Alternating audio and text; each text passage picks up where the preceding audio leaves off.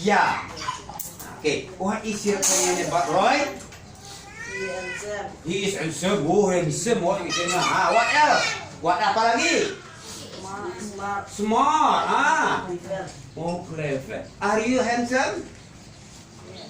Cantik bersemangat. Are you handsome? Yes. Are you beautiful?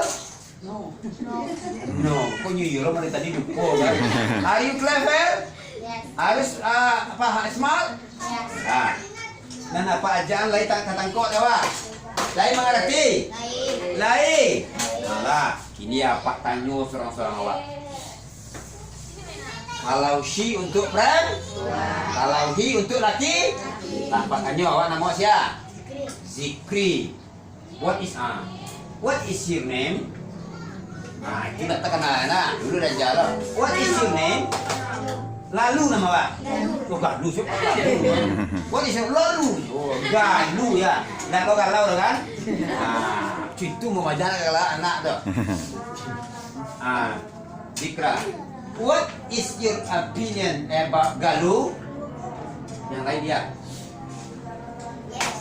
Lah, dia kan nonyo kedua tadi tapi itu masalah. He is. Itu artinya di. Ya, ganteng, pandai. Lain ngerti istilah tu. Lain, awak lain ngerti. Lah, Pak Nyonya. What is your opinion about Zikra?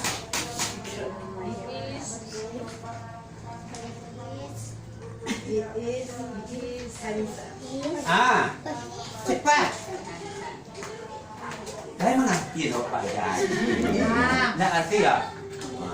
Dia nak ngerti dah. Awak lain ngerti? Pak Malin tu itu. Lain ngerti? Cuba, lain ngerti? Jangan nak lalu guyah nak kan? What is your opinion about Zikra?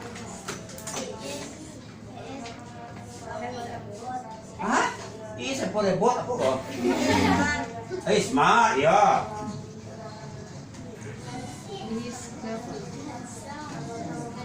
Handsome, clever. Okay? Lain mengerti yang lain? Cuba ibu tanya. What is your opinion about Zikra? He is handsome. Woi, buat yang kau nak ada itu. Nah, kecil ibu tu awak bangga ni gagah. Kau barasin saya. Okey. Tambah kosakata cik lain? Ditambah kosakata? Ya. Penghapus lu nak tekan nama boleh. Tisu saya pakai. Tiada rotan akan pun jadi.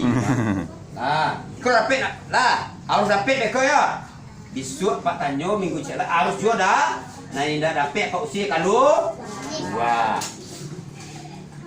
Sekarang tanpa lihat catatan, siapa yang cepat tu dapat angkat tangan. Apa arti beautiful?